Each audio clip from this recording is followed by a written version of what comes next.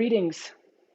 Good evening, everyone. My name is Tawhida Tanya Evanson, and I'm a poet, author, spoken word artist, and VP of the Board of Directors of the Quebec Writers Federation.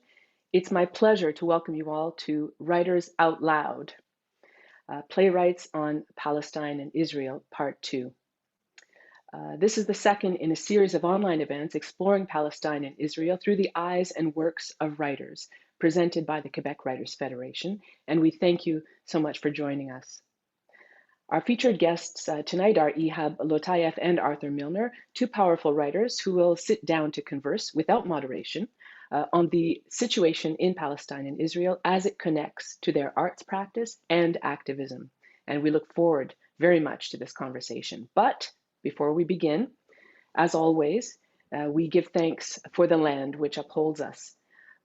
The Quebec Writers Federation represents diverse individuals who live and create on traditional territories of many First Peoples. The QWF office is located at Jojage, which is the Ganyengehaga or Mohawk word for Montreal. This place has and continues to be a historical gathering place for many Indigenous people, and we are grateful to be part of the history of creating and sharing stories on these lands. One of our guests tonight, Arthur Milner, is coming to us from Val-des-Monts, Quebec, and Gatineau is located on the unceded territory of the Algonquin and Anishinaabe people who have occupied the entire Ottawa watershed for thousands of years. We hope that the work we do here is received with the mindful and loving intention in which it is undertaken. Before we begin, a couple of housekeeping items regarding tonight's Zoom webinar format. The chat is disabled, but please use the Q&A button for questions or technical problems. It is being monitored. And please do put your questions for the guests into the Q&A, and we'll get to as many as possible later on. Closed captions are enabled. You can turn the captions on or off using the CC Live Transcript button at the bottom of the screen. Please note that the event will be recorded and you will receive a follow-up email with a YouTube link in about 5 days so that you can rewatch or hopefully share with others. And now, without further ado, I would like to introduce tonight's guests. Arthur Milner is a playwright and theater director whose plays have been presented across Canada, internationally, and in translation.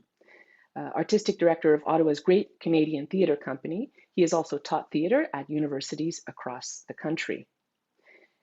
Ehab Lotayef is a Canadian IT manager, poet, writer, and community activist.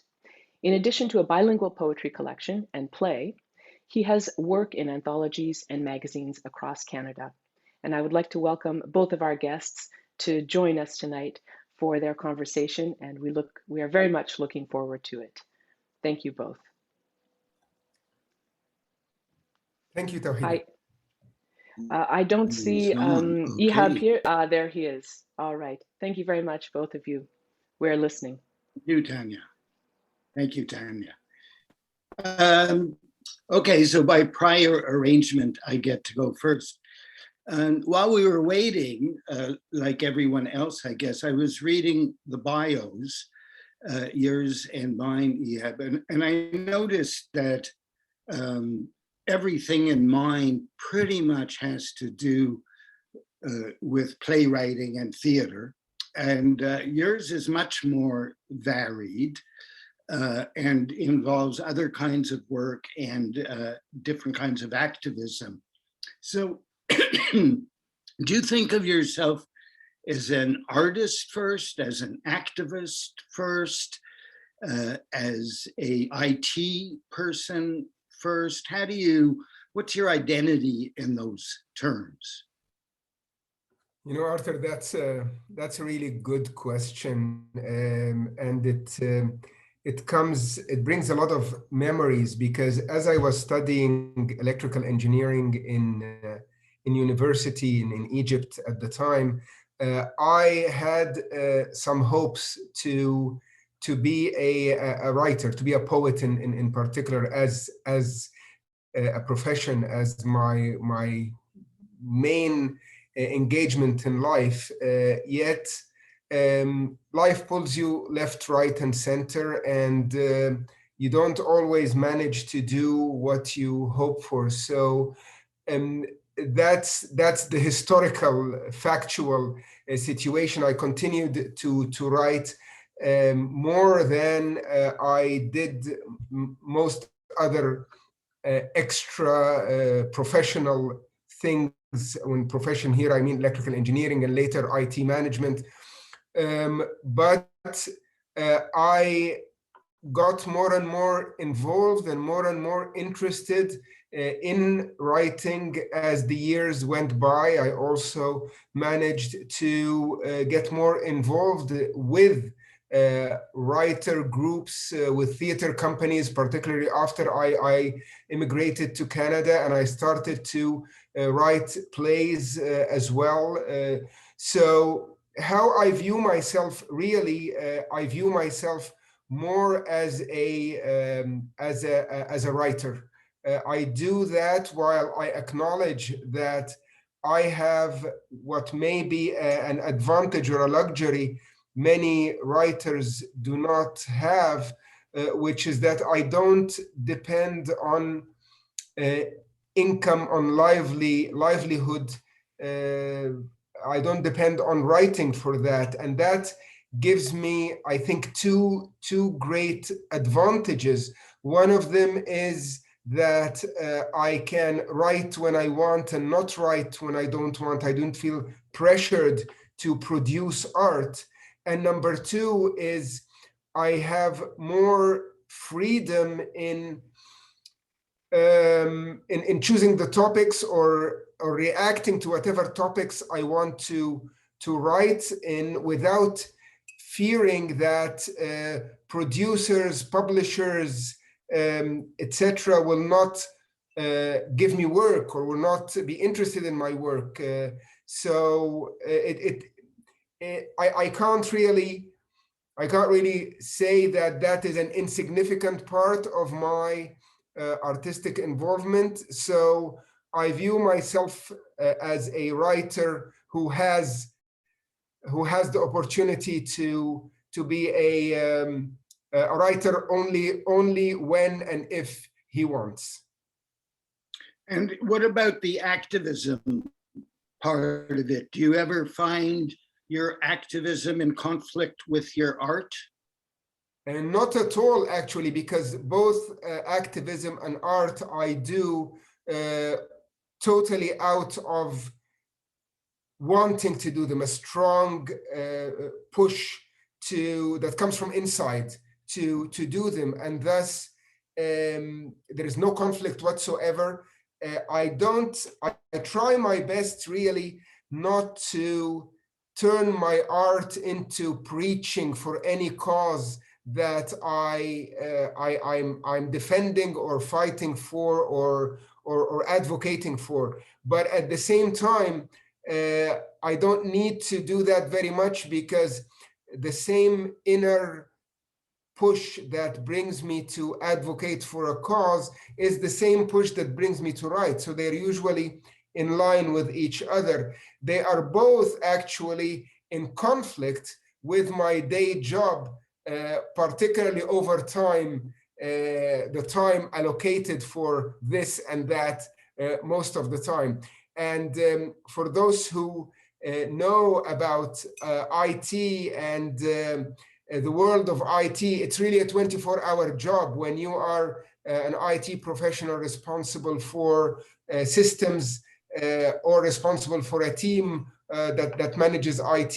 It's a 24-hour job. There is nothing called that the server only failed in the middle of the night, so we leave it till 9 o'clock in the morning and then come back to it. So there's sometimes a conflict and sometimes a competition over my time between the two sides.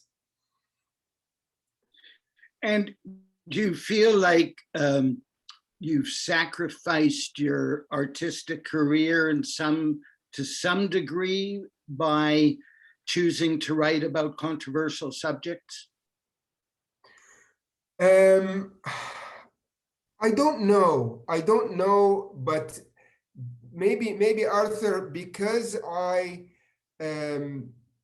because I never really thought of whether my art is going to be published or not, that didn't come to mind. But I was attacked in different ways over things I expressed in my artistic expression. I was attacked in different ways about things I expressed in my activism as well.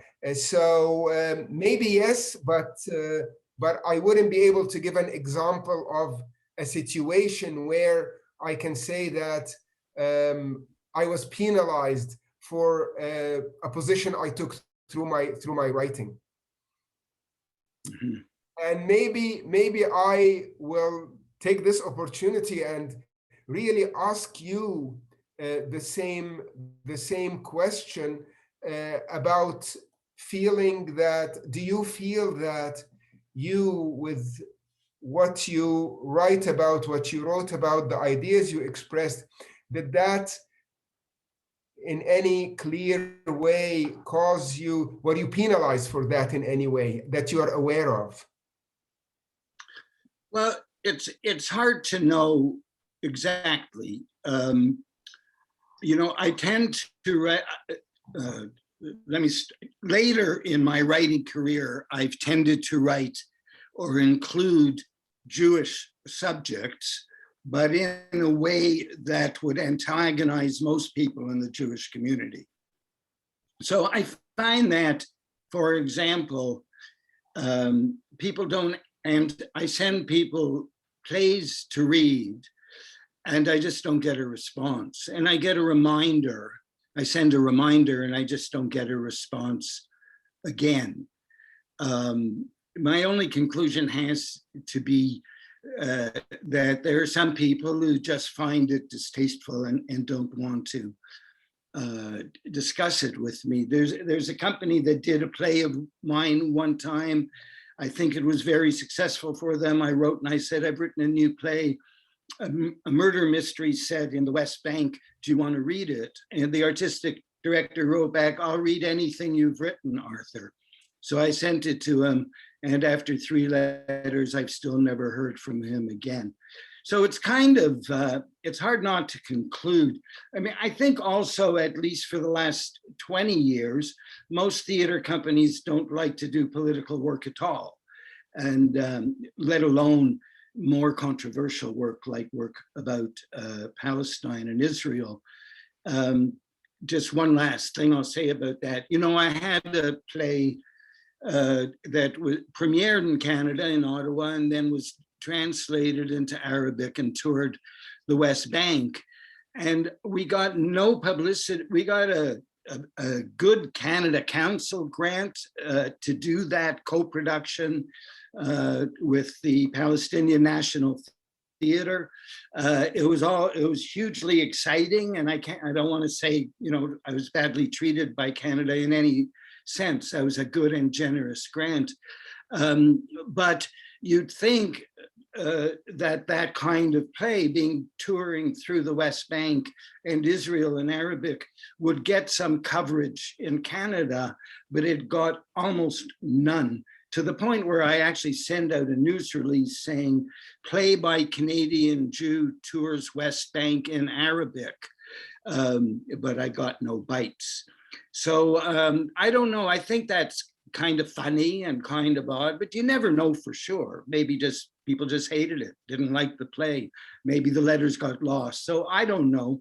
I know that whenever I've had to, other people may say differently, but I feel like whenever I've had a choice to make between what I wanted to say and what might be good for my career, I haven't thought about it much. I've just done what I wanted to say. You know, the example you are giving right now, I think it is a very clear example about the sensitivity of the Palestine-Israel question, and how editors and theater directors, etc., may view it as, regardless of their personal feelings, they may view it as, let's stay away from that because it can be so contentious. Let's talk about a newspaper editor that will have to go into the contents of a play like the one you're mentioning, because for sure, if a Canadian writer's play is translated to any language and achieves some sort of attention or success in the homeland where that language is spoken, this is something that I would expect would be of interest to editors, to producers of radio shows, etc., to mention it. I mean, to bring something about it. For sure, I wouldn't have doubt here that the fact that it was not covered at all, that this happened in Canada, it does show something, without being too paranoid or too critical. I think it does show that people do shy away from that. But do you feel like I did, in particular in the last 6 months, that there is some more openness in discussing in more fairness, in more balanced way, the Israel-Palestine issue in the Canadian media and by Canadian politicians as well, who I personally had felt that they were for some time, for a long period of time, for my 30-some years that I've been a Canadian living in Canada, have been very reluctant to defend or clarify or even just pay attention to the Palestinian narrative of the conflict. But I felt that there is change in the last 6 months. Well, mostly, in fact, almost entirely, I read the Globe and Mail in Canadian media, and I listen to the CBC. Excuse me. So I can only comment on them. And I was paying close attention. It over the last, so starting in January, roughly, when B'Tselem, a major Israeli human rights organization, published a long report accusing Israel of, and they used the word apartheid practices, that got almost no coverage in Canada. And then a month later, Human Rights Watch, a major international human rights organization, published a similar report with a similar accusation, and it got almost no coverage in Canada. But the recent events, and if I can remember them quickly enough, but the demonstrations of extreme right-wing Israelis marching through the streets of Jerusalem shouting death to Arabs, and the attacks on the Al-Aqsa Mosque, and the attempts through the courts to evict Palestinians from their homes in Sheikh Jarrah, and the rather heroic resistance of ordinary Palestinians with Israeli support, Jewish Israeli civilian supporters, trying to resist that started getting some very good coverage in the Canadian media. A lot of coverage and some very good informative coverage about what was actually going on. And then the moment that that the Hamas fired rockets, that all came to an end. That got some coverage, but then it then became, as far as I could tell in the media, simply a thing of Israel having a right to defend itself against Hamas terrorists. And that's the way it was described. To me, it seemed to me that Hamas, intentionally or not intentionally, was sabotaging the Palestinian struggle. And we saw that the response to that in the media here.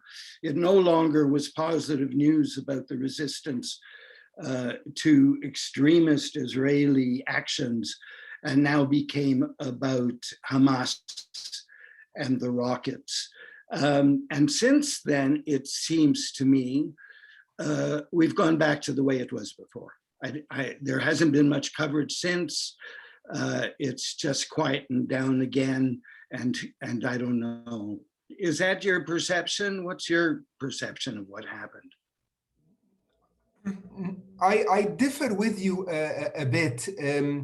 I realized one thing, which was the most important part for me, is that first the attention of the media was only solidified after Hamas started firing rockets and Israel started hitting Gaza again. I didn't see a lot of coverage for what was happening in Sheikh Jarrah or what happened in the Aqsa Mosque before that. The interesting part, the very interesting part, is that in all previous episodes, the most focus was on Hamas firing rockets. This time, even after Hamas was firing rockets, it was always stated in the news coverage that the initiating reason of this whole conflict was Israel's action in Sheikh Jarrah and in Al-Aqsa Mosque. And what Hamas is doing is not a justification in the media for sure, but what Hamas is doing is an outcome of that. And what Israel is doing in bombing Gaza, especially after Israel bombed the big building that included human rights organizations and media organizations headquarters in Gaza, that was also condemned in Canadian media in some way that did not happen in 2014 or 2012 or 2006, 7, 8 when it happened before. So yes, I did see a difference even after Hamas entered into the play here. So I think that shows one important thing to me, which is that the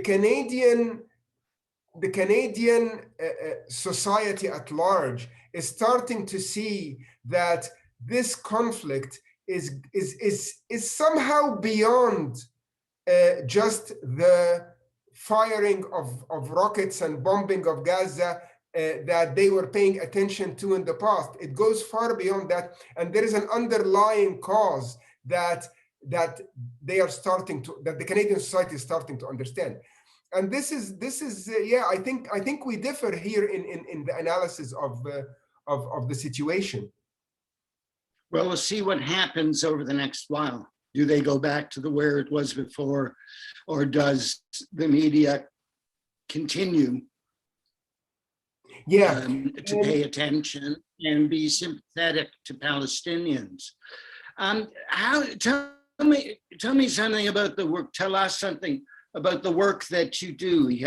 How does it relate, particularly to the artistic work you do, relate to the Palestinian struggle and to Israel and to Zionism?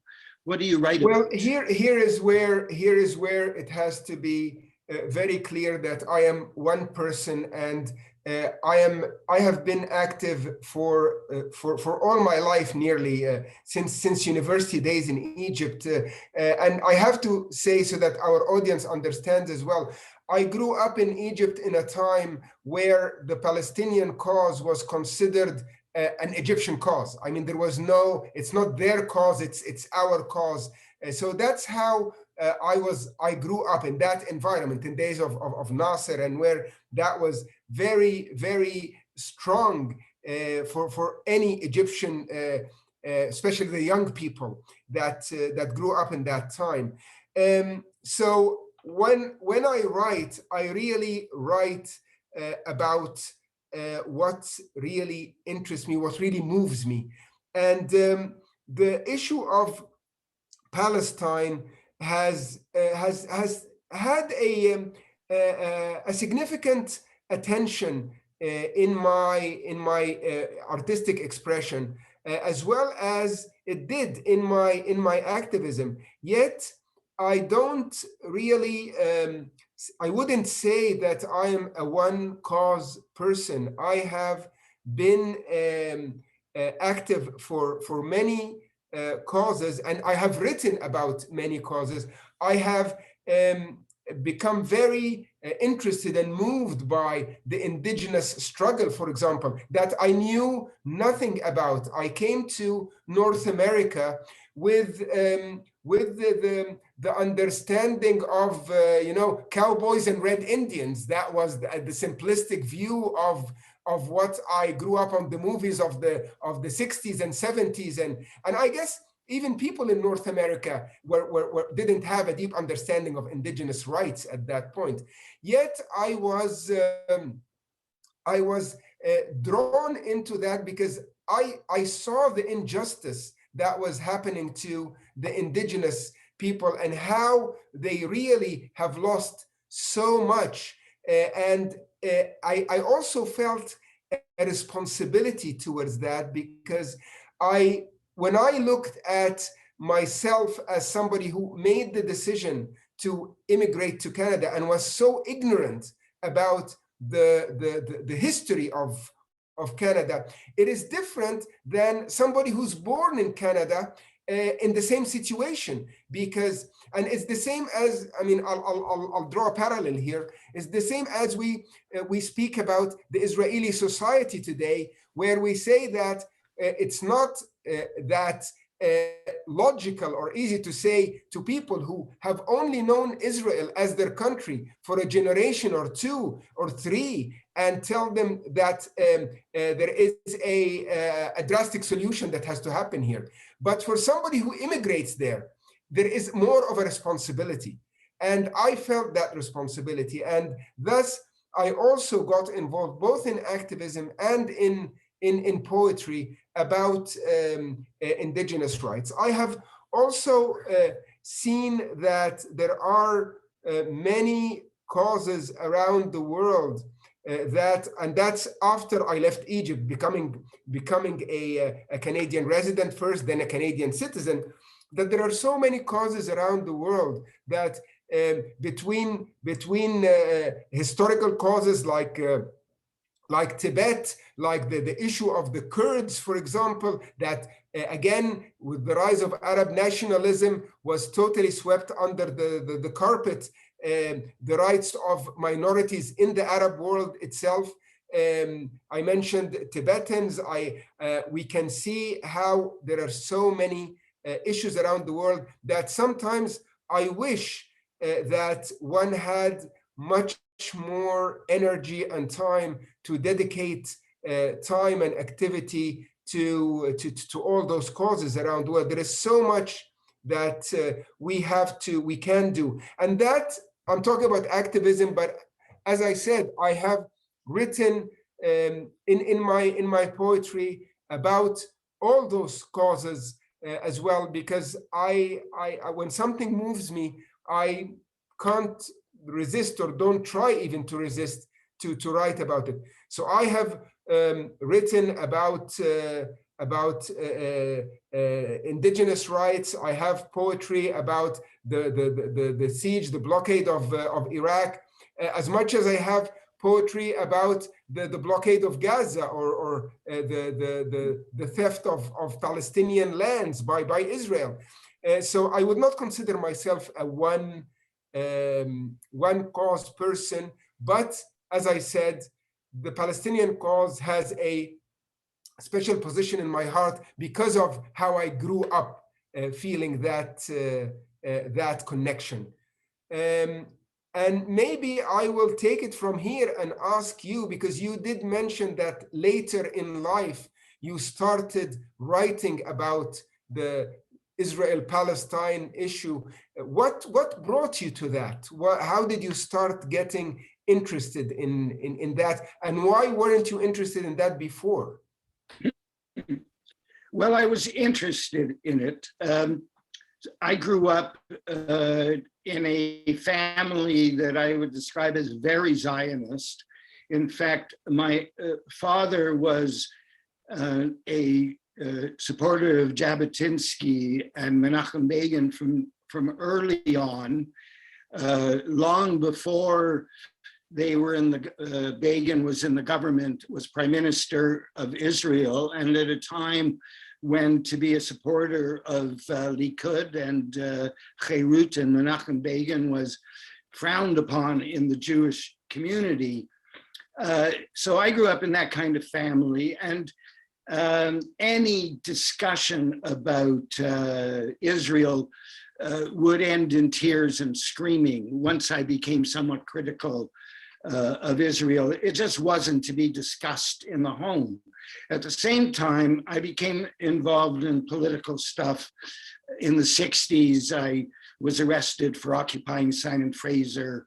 You know, I went to many demonstrations and was involved in the student movement and started writing plays, became involved with the Great Canadian Theatre Company, and it was natural that I would start writing plays on political subjects, and the Great Canadian Theatre Company was at the time very amenable to all that, so it became a kind of ideal relationship.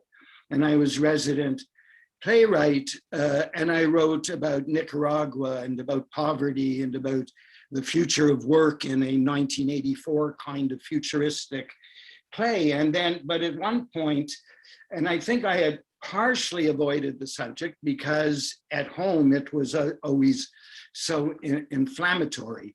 But at one point, when I was like 38 or something, I just said, I have to write about Israel, Palestine. Nobody else is doing this. I grew up in that kind of home. I have knowledge of it. And so I'm going to write about it. And I presented it to the theater company, and everybody agreed that it was time. And so I spent, when I turned to actual research, it was incredible. It was remarkable. It was so fascinating, so interesting, that after 2 years, I had to make myself stop reading and start writing. And that resulted in a play called Masada, which was a one-person play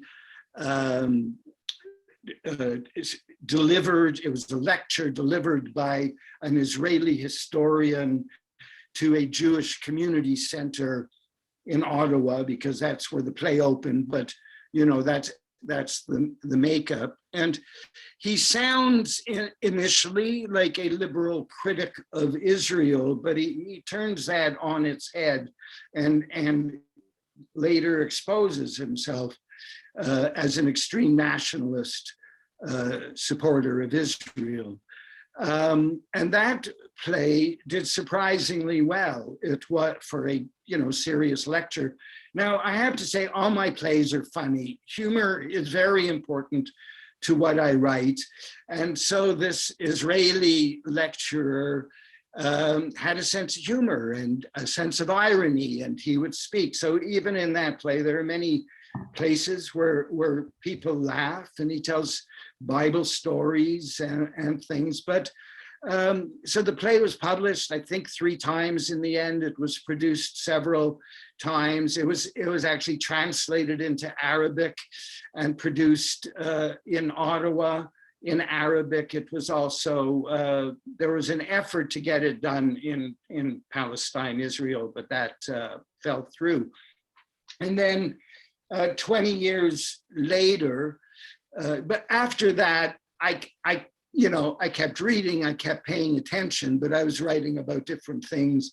And then 20 years later, I heard about a murder, the murder of a American professor of archaeology in Palestine, in the West Bank. And I thought, okay, there's a subject for me. There was a book written about it, and I read the book, but I wanted to make my own fictionalized account because he was the wrong kind of archaeologist for my purposes. And that play turned into Facts, and that's the one that was translated into Arabic, toured Israel and Palestine, performed in London, England, was translated into Turkish and performed in Istanbul. It was a pretty exciting few years of work and traveling internationally to go to openings and gala performances. So at the age of, I was about 60 at the time, between 60 and 64, it was pretty exciting. It was a wonderful few years. And in fact, for a few years after that, because in Canada Council terms, I think it had been such a success, they funded the translation into Arabic. They funded the co-production with the Palestinian National Theatre. Then it got produced in London. Then it got produced in Istanbul. So for a few years after that, I got every grant I applied for, and it was a few good years of theatre. And now I can't complain anymore about how I've been treated by the Canadian theatre community. It's been, all that was pretty great.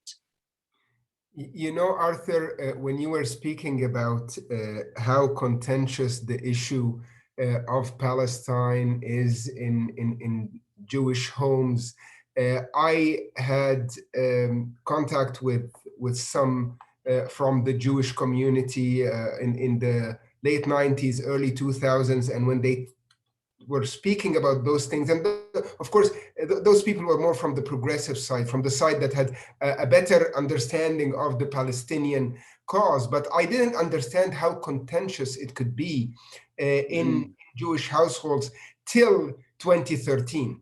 And why 2013 in particular? Because when the coup happened in Egypt, and I have no doubt in my mind that this is a coup, there is no other explanation for it. Yet some people, many people from the Egyptian community considered that a saving, a salvaging for the spirit of Egypt, and it became a very contentious issue. I lost friends over that, some of them here, some of them overseas. Egyptian clubs that were established here in Montreal broke apart, people left, or the whole thing just disintegrated. So I can now really appreciate the pressure that comes on somebody from a community, any community for that matter, who goes out of line basically with the common narrative of the community that the more influenced individuals in the community want to enforce. Which brings me to a question about your plays and the audience. I sat on the board of a theater company, TSAR in Montreal, for a few years and continue to be close to them. And they have produced quite a number of plays of progressive nature. I'm not talking only about Israel-Palestine, but about generally the underdog, the voice of the underdog. Yet when there is a play about Israel-Palestine, whether produced by TSAR or produced by Infinity Theatre, which I also attended a couple of plays and was speaking to comment on them after the show, I find that the audience is always 95% split in half. Half are from the Jewish community who are coming to criticize the play because they heard that it is progressive, showing the other point of view, and half are the progressive themselves, whether from the Jewish community or from the Palestinian supporters, non-Jews. And it's always very polarized like that. And only 5% or less are from who I would call the people who would really benefit from seeing such a production. Did you have the same experience? Well, great Canadian theatre company with whom I had a long-standing relationship, and most of my plays, when they've been produced, have been produced by pretty conventional theaters in Canada. In a sense, the same thing is true in London.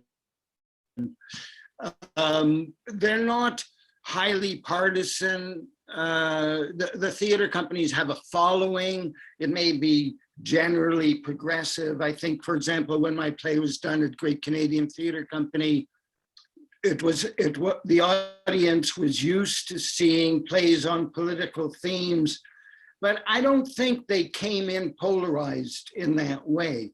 And so I would say, so we did a lot of talkbacks because we found people wanted to stay. When we did our first talkback, sorry, 3/4 of the audience stayed, which is a very high percentage. And so we did more and more. And it wasn't that, occasionally I would be denounced from the audience, but for the most part, it wasn't that polarized. They weren't people who had already made up their minds and were unchangeable. And even in, I wondered, I like to think that it has something to do with the way, with the writing, you know, that the writing engages people and it isn't simply preaching. I was thinking about a particular line in Facts where one of the Israeli cop is saying that he wants to charge this guy, this settler, even though they don't think he's guilty of the crime. And the Israeli cop says, well, we know he's guilty of something, so who cares? And the Israeli cop says, we know that he praised mass murderers, right? Mass murderers of Palestinians. He praised mass murderers of Palestinians. Let him go. And the Palestinian cop says, I know people who have praised mass murders of Jews. Do you want me to arrest them?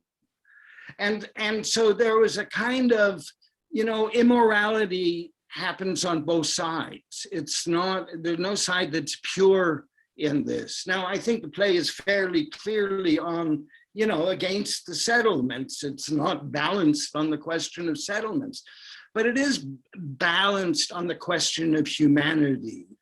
And I think that's an important consideration. And something, you know, I also find that while obviously in the Jewish community, there tends to be certain hard line on questions of Israel and an unwillingness to really consider alternatives, I find that's true in like every group. Every group has its loyalties, as you described in Egypt. Every group doesn't want to be confronted. And I find that's as true of groups on the left as it is, you know, of groups on the right. I put myself on the left in many different ways, but I also find that many of my colleagues become inflexible on things, and it's like they're cheering for a team rather than trying to understand the world. And when I write plays, I feel like that's what I'm trying to do, is I'm really trying to understand the world. You know, there's a famous, my wife and I argue about who quoted this first, but Amos Oz, the Israeli novelist, once said, if I know the answer to a question, I write an article. If I don't know the answer, I write a novel.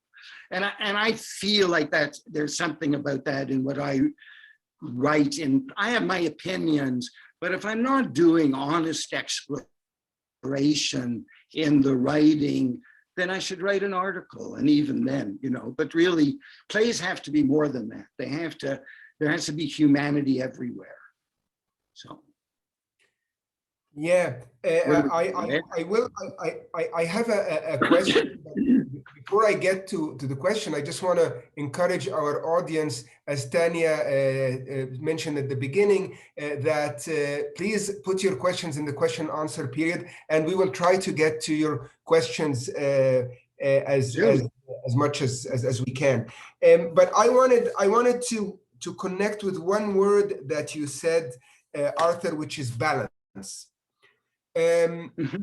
Balance, I think, in art is a very dangerous word that I personally have to admit that I do not know how to do, and I do not want to try to do it, especially in poetry. Maybe for a playwright, and I did write plays, and I had one play produced by the CBC when they had that weekly play production many years ago now, 15 years ago or so. But I have a problem with balance in art. I don't know how you would define it. I will reserve my comment about it till I hear from you.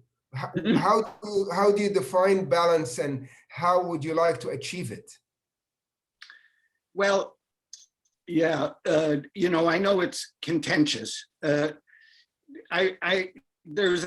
a conversation once where people were arguing about objectivity and journalism and whether journalists should or could be objective. And I said, well, there may not be such a thing as objectivity, but there is such a thing as lies. And there is such a thing as mistakes and things that are incorrect. So I think what everyone says about journalism and balance and objectivity, they do have an obligation not to lie. And they do have an obligation to check their facts and check their information and not be sloppy about it. So I feel like as a playwright, it's not quite as clear. I write in fairly conventional, realistic style, which I'm a big fan of, and no one's ever accused me of being avant-garde. And I think one of the good things about that is you need conflict to sustain. Really, realistic theater is based on conflict between opposing views clashing and opposing belief systems clashing. And so if you're going to have that, you can't stack it entirely on one side. You have to provide fighters who are able to go at each other, who both have a possibility of winning the argument, of who can be articulate about their points of view. You can't make your good guy smart and articulate and humane, and your bad guy, you know, a fascist who beats his children. So in that sense, I think the structure of theater, of realistic narrative, requires a kind of balance. And if there isn't that balance, it doesn't work. And audiences will notice that. You know, at a deeper level, I think I could talk technically, for example, about in a way, the most conflict that takes up time is between the Arab cop and the Palestinian cop and the Jewish Israeli cop, and they're always sparring and disagreeing, and in the end they have a kind of major disagreement, but it's not as big a disagreement as both of them have with the settler. But because the conflict is between them, I don't have to, in quite the same way, make the settler a legitimate character with a legitimate position. I did my best to make them truthful, to paint them truthfully, that a settler who came into the theater might say, dead on, right on, that's exactly right. That's what I believe exactly.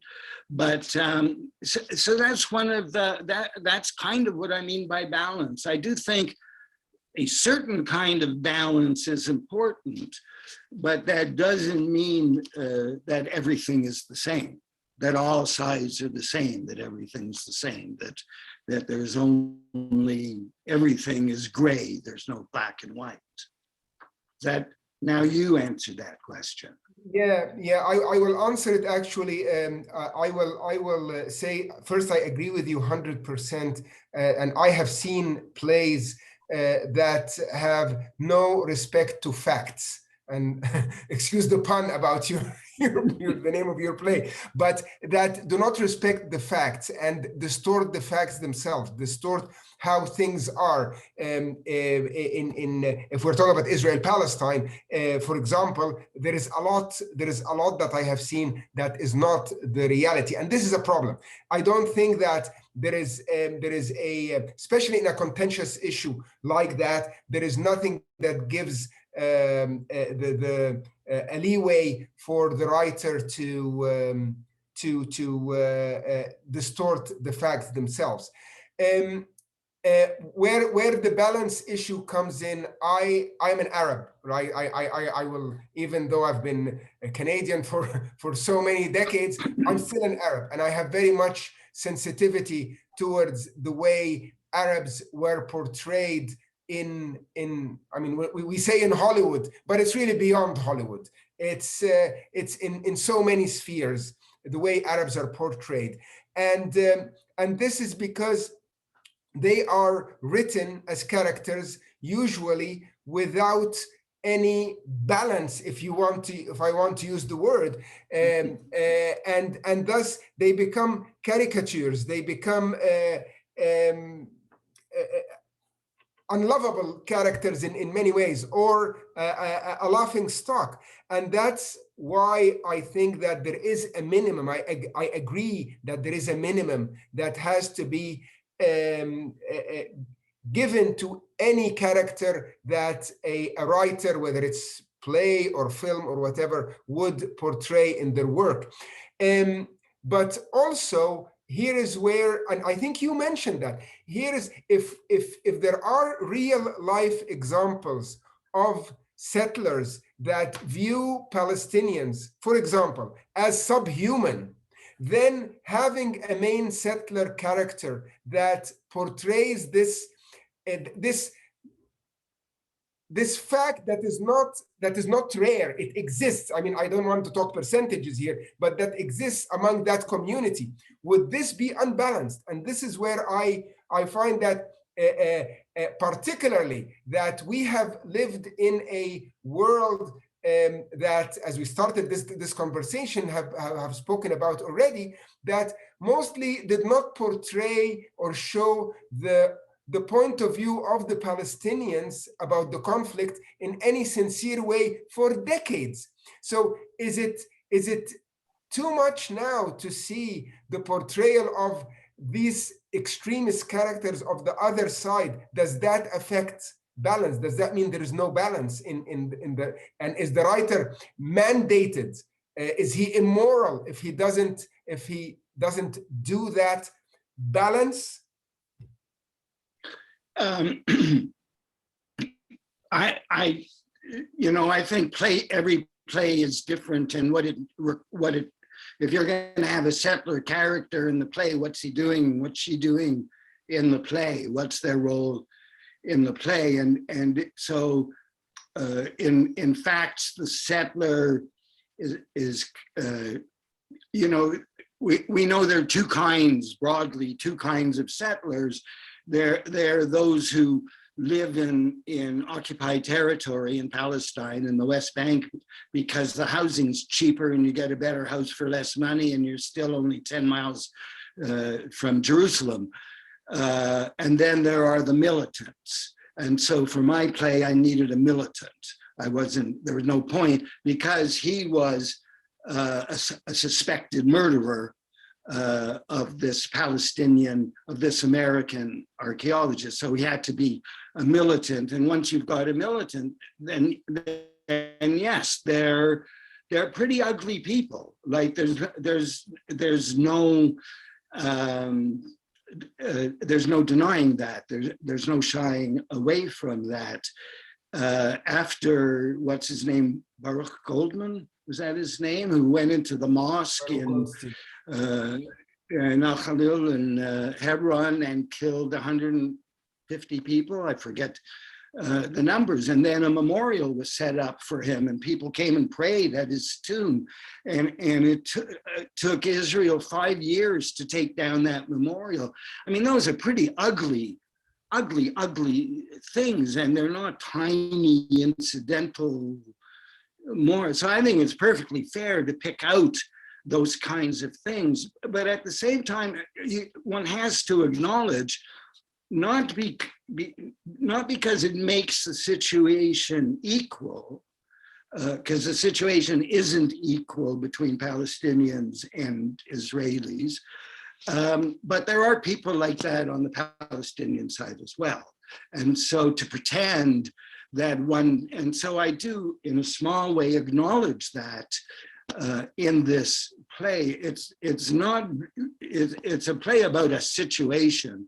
It's not a play, and the situation is about historical events for whatever reason. It's not it's not a situation of evil people versus good people. It's a play about, to some extent, evil, or a history of evil acts versus better acts. And all we get to choose from, I think, is better and worse rather than perfect and evil.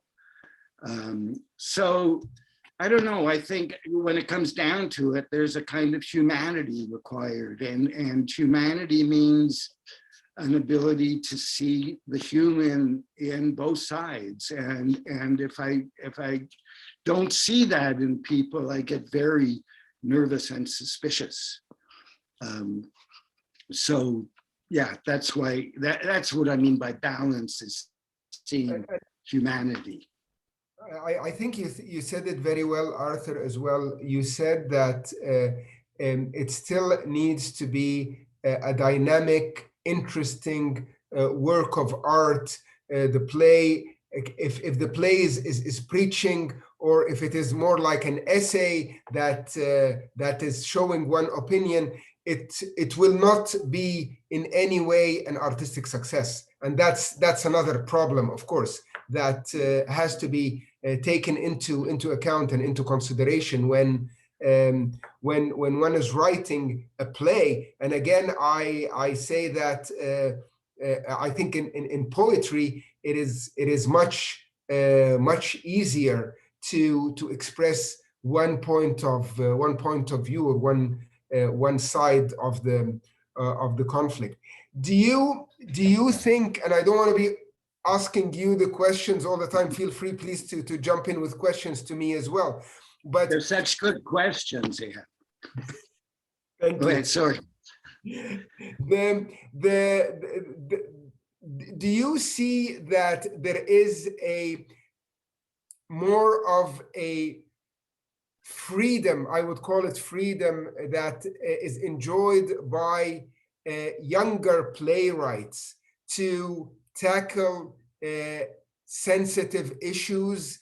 And I'm not going to say only Jewish playwrights, and I'm not going to say only Israel-Palestine, but I'm going to say in general, because I have met many artists who say a statement that till today, I honestly do not understand, but so many people say it, that art shouldn't be political. I don't know what that means. I really don't, because for me, art is either about a cause or about a personal feeling. Yes, if it's about a personal feeling, then it's not political in that way. But if you're talking about anything social, economic, or world events, it is political. It can't be anything else. So do you see that there are more younger playwrights, Canadian playwrights, who are getting involved, writing about political issues, contentious political issues? I've spent the last year and a half, we haven't seen any plays.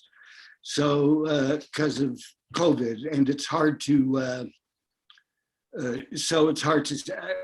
there was a period of about 3 years in Toronto up until 3 years ago when I was pretty hopeful. I saw a lot of decent plays written by young playwrights who were trying to grapple with issues. And I mean grapple. They weren't diatribes, they weren't lectures, they were explorations of various issues. And I was quite pleased to see that. But I can't really generalize. I hope, you know, one thing we didn't talk about was when you write plays like this, what are the chances of getting them produced? And plays can, you know, playwrights can write all the plays they want, but they need an artistic director somewhere to choose to produce the play, pretty much. And so it's really up to artistic directors to decide what plays we see. And I don't think there are many artistic directors who really think they have a political mandate, who really think that's the kind of work they should be doing, and they want either lighter entertainment or they want to explore artistic form. And so I'm not terribly hopeful about the future. What are you working on? I am actually currently working on gathering. I write in Arabic and English, and as I mentioned in passing, or it was more than in passing, that my views about the current political situation in Egypt are not shared by the more influential sectors of the Egyptian society after the coup. So I'm working hard to find a publisher for my Arabic poetry. The poetry collection I published in 2010 had some. It was it was called the Bilingual Poetry Collection. It had 6 Arabic poems that were my works translated to English in it. But I want to my hope is to publish an Arabic poetry collection, and that's what I'm working on. But it's an uphill battle from many directions, and even if published, will it be able to be sold freely in Egypt? That's a very big question. I don't think so. But that's my goal, and I have a lot of stuff that is enough for also for a manuscript. For an English poetry collection as well. That's my current situation. But there is always, as I said, the pull and push between my day job and the activism and that. So I have to decide. It was one of the most time-consuming things that I did. I was lucky because there was interest from a publisher at that time in 2008, and I managed to put the manuscript together quickly. But when you have to prepare a manuscript and send it to many publishers, I know that this is a tedious job. It takes a lot of time, so I need to allocate time for that as well. I think that we have a number of questions from the audience, and maybe Tanya would come in and share them with us, and we can move to the audience questions. First of all, thank you both. This is a very powerful conversation, and we really appreciate listening to your voices. I'll just mention, Arthur, you mentioned that there was a shooting in a mosque where 150 people were killed.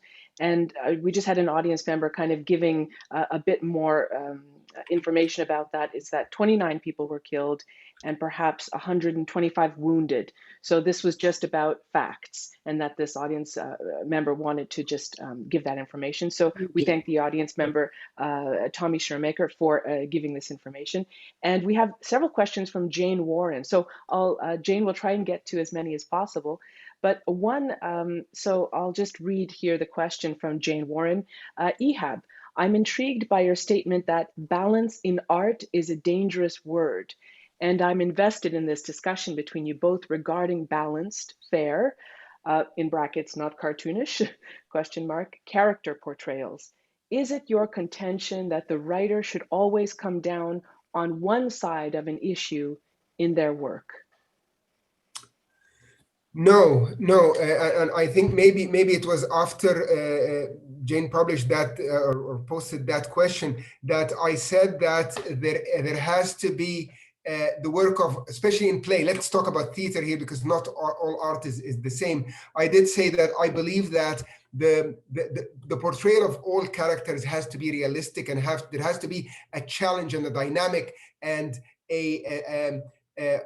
authenticity and strength on all sides of the argument. So no, I don't believe that a play can be a preaching by one, even if it's a one-man play, as Arthur mentioned about Masada. There has to be a way to give more than one side of the argument.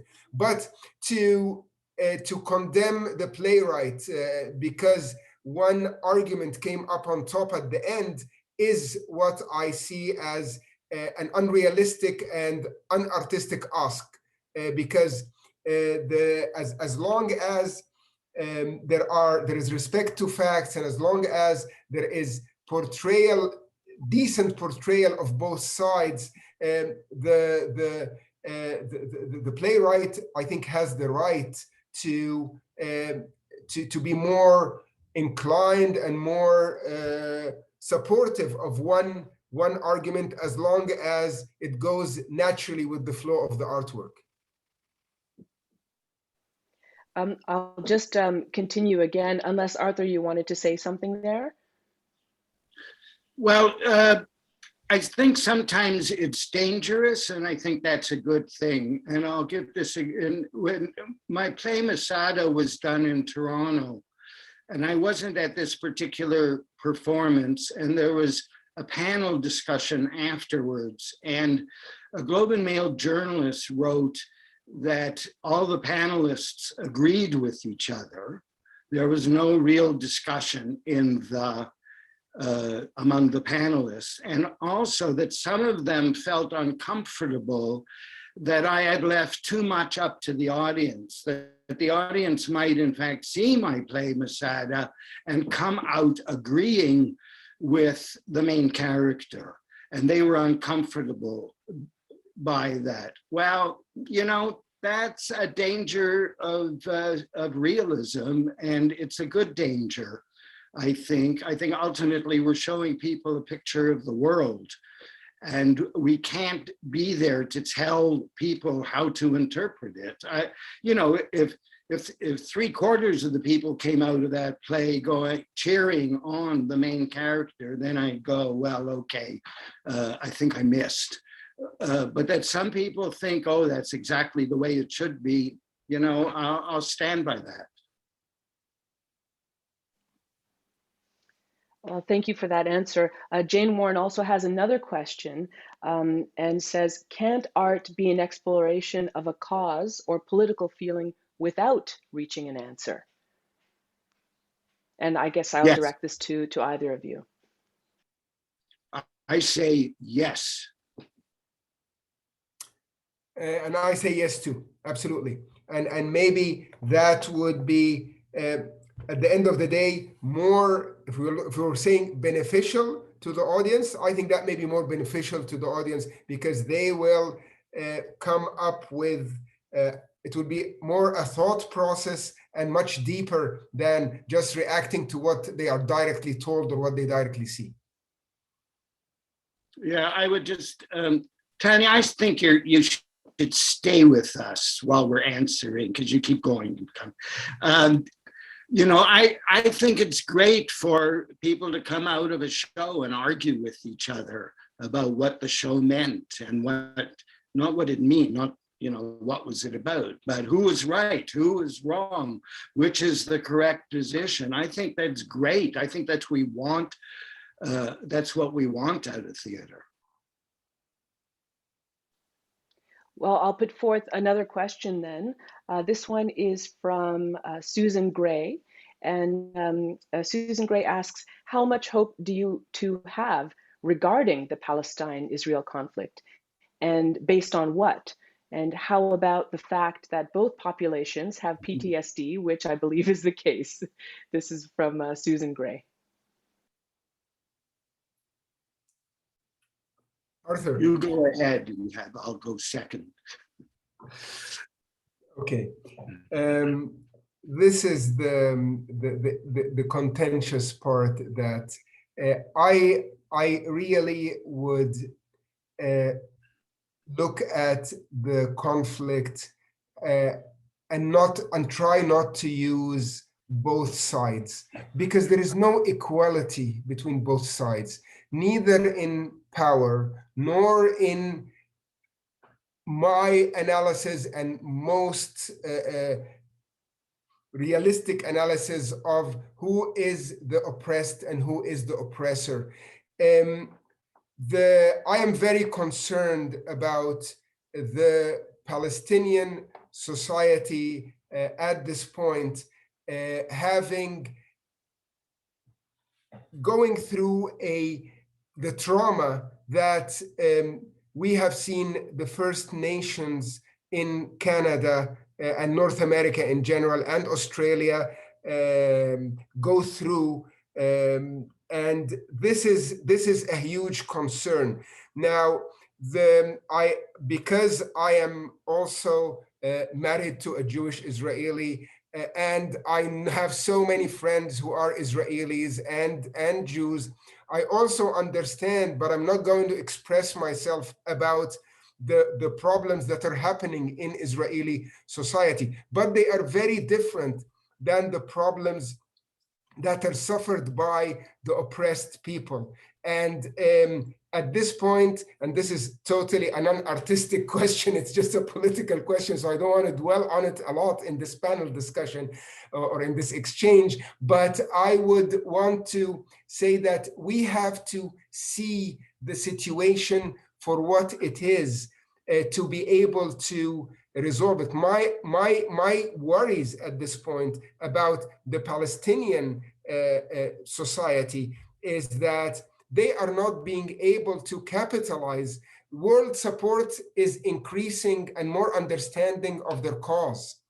In Europe, much more. In North America, as we had this whole discussion, there are changes happening, but the Palestinian leadership, at least, has not been able to capitalize on that at all. So the problem is not both sides, and they both have the same problem. There is an oppressor and an oppressed, and the oppressor has to give. The oppressed can only ask or use other means to fight for their rights.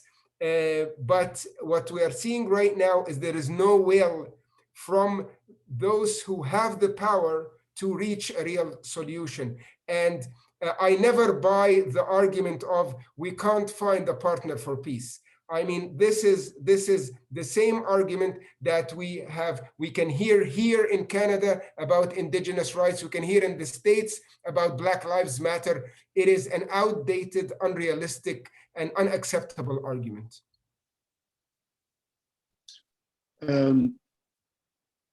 I'm not very hopeful to answer that question. More and more, I keep quoting Edward Said, who I think he was quoting someone else, when he said the bad luck of the Palestinians is that they're oppressed by the victims of the Holocaust. I think that means that liberals, who normally are the ones who support the oppressed against the oppressors, in this case, are very sensitive about Jews and very worried about Jews. Even now, I hope that person corrects me on my math, but 60 years, 50, whatever number of years since the end of the Second World War, since the end of the Holocaust, even now, there's that kind of sensitivity. And I think everyone, if the only way this will be resolved is with the international community forcing Israel to do certain things, but they will only force Israel to do those things if they're reasonably satisfied that no harm will come to masses of Jews. And that's very unfortunate for the Palestinians, but I think that's the way life is. We have to come up with a strategy to get Israel where it's vulnerable, which means on the important position that most people will be able to agree with. And I think that particular position is ending the occupation. And I think that's a winnable thing and an important thing. But what's happened is I think the weaker Palestinians have become, the more militant the demands of Palestinians and those who support them, especially in North America, have become. And those demands have no hope of getting international support. So I hope that made sense. It's brief and to the point. If there's hope for resolving this, I think Palestinians will have to get international support, and that means what can they actually get international support for? There. Thank you for that. There's another question here by Nahed Al-Shawa, and this is for Arthur. During your research of the Palestinian position and views, how was the reaction from Palestinians telling you their story? Keeping in mind that they may have perceived you as an enemy, were they suspicious of you and your intentions? Well, that's an interesting question. So Masada was entirely researched in libraries, reading the work of mostly Israeli and Jewish writers, and to a lesser extent, Palestinian and Arab writers. And the reason for that was that because I was going to take a position that I knew would be quite critical of Israel, that I wanted to back it up with the voices of Jews. Now, I also read, I didn't travel through the West Bank. I didn't interview a lot of Palestinians for that play, and really it was a kind of history of Zionism, a history play. So people could definitely critique it these days as a kind of cultural appropriation. But the main character was a Jewish Israeli, and I am not an Israeli, so am I allowed to write for a Jewish Israeli? I don't know. Facts was written 20 years later. The wonderful thing about writing 20 years later was that if you wanted to see what a settler was like, you could just go online and watch one. Or if you wanted to speak to Palestinians, you might not be able to go there, but you could watch Palestinians online.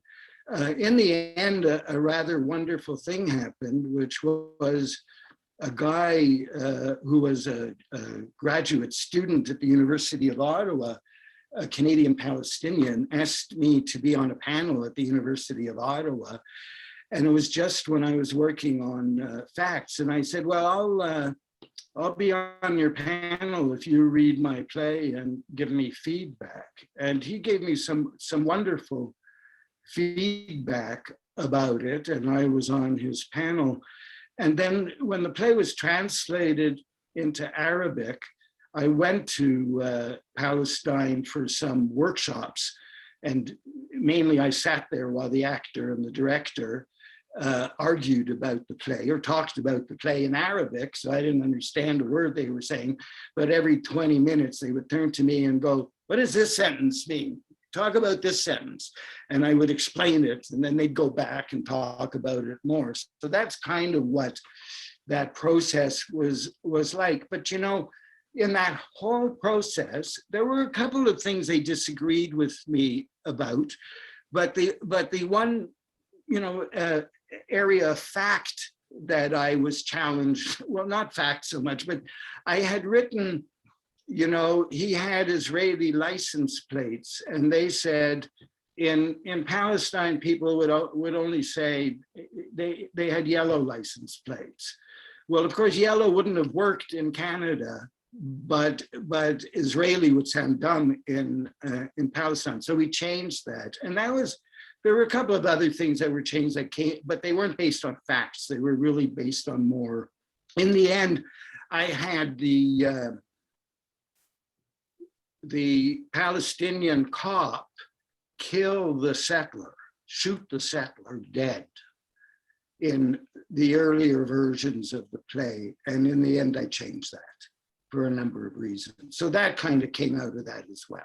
But really in area, I feel like without ever having gone to Palestine and interviewed people, I came up with a shockingly acceptable version of a Palestinian cop. And I know I'm going on, but the one guy who was auditioning for the play in Ottawa said to me, you know, a Palestinian Canadian said to me, I really want this part because it's the only part I've ever auditioned for an Arab who wasn't motivated by anger. And, you know, I kind of love that. So that's what you were talking about earlier, Ehab, is the kind of parts that were available to Arabs in Hollywood and in other things. I'm done. Thank you for that. There's two last questions, one for both of you, and then the last one will be for Ehab. Both again from Jane Warren. And so Jane asks, the SCBWI, which is the Society of Children's Book Writers and Illustrators, an international organization with thousands of members, has, during the last month, been deeply immersed in a divisive internal debate that was triggered by this conflict, by the Israeli-Palestinian conflict. Were either of you aware of this? Let me say quickly, I'm not, and I prejudge it without knowing anything about it, that it's what's broadly called the Israel lobby complaining about anti-Semitism. And I think that is the major thing that the Israelis and their supporters use to attack critics, is over and over again, sometimes in the most banal possible ways, is accusations of anti-Semitism. Sorry, Ehab, your turn. No, I'm happy you said that, because I was going to go in another direction, and I was going to say that, Jane, this to me means that there is more expression of the Palestinian point of view. The fact that this conflict is happening, I don't know any details. I don't know. I didn't hear about it. I don't know any details of the situation, but I see this as a part of the what we mentioned earlier in this discussion, that there is a change in the narrative. There is more courage, there is more openness, there is more space for the Palestinian point of view to be heard. And of course, for the Zionist supporters, this is very disturbing at this point, because for many decades, they enjoyed the whole playing field. They were taking the whole field, and there was very little expression of the other point of view. So I can only imagine, and I hope I'm right, that this conflict, which is not to anybody's favor that conflicts do happen within organizations, but I would analyze it guessingly that this is because there is more room to hear the other point of view, and this is healthy. And we all know that sometimes only out of conflict do we get to the better position. So I cross my finger for the organization, for any other organization or community or society that starts to discuss this contentious issue. But I hope that would lead to change towards a real solution, not change to more fighting. Well, thank you for that. So there is a final question from Jane Warren, and it's for Ehab. And so it says, Ehab, would you tell us the significance of the button you're wearing? Oh, okay. I have been, I'm going to assume that we all our audience here know about Bill 21, Law 21, that was passed now 2 years ago by the Quebec government, denying certain jobs that they call positions of influence for people who wear religious symbols. And I was one of the people who started the campaign against that law. And it's a very important question. I'm happy it's being asked here, not because about this, but because that campaign was a joint campaign that included Muslims, Jews, and Sikhs. And I worked very closely with people from the Jewish community who we agreed that we don't see eye to eye about the Palestinian-Israeli issue, but we see ourselves in the same place in that having to fight against Bill 21, because it is simply a bill that really is beyond reason. It is simply an oppressive, divisive, and unjust bill that affects people who are just practicing their rights. And I came together, I worked with people like Rabbi Lisa Grushko from Temple Beit Emmanuel, like Brian Brofman from the Peace Initiative or the Peace Collective, and many other people from both the religious and the secular Jewish community. And we worked together wonderfully in that. And we agreed that we might not see eye to eye about Israel-Palestine. Unfortunately, Bill 21 is still a law. And unfortunately, the struggle continues. Now it's going to the Supreme Court. The fight continue, but it is a cause, I believe, that one day a Quebec government will come and apologize for ever having such a bill in its books. I hear you. Thank you very much, Ehab, for that answer. So I think we're going to close things up now. But before I do, Arthur or Ehab, do you have any final words? Is there anything else that you would like to tell our audience this evening before we close things up? Well, I would just say I'm not among those who agree with Ehab on that particular view. And so maybe we can have a follow-up session about that. But thank you very much for doing this. Thank you, Ehab, for asking me so many interesting questions that I found interesting. I feel badly that I wasn't quite able to respond in kind, but I think it was more that you interviewed me than I interviewed you, but thank you very much for that. Thank you, Tanya. It was a pleasure. And I think that this was really a wonderful, whatever we call it, interview, panel discussion. It was wonderful. We covered a lot of ground.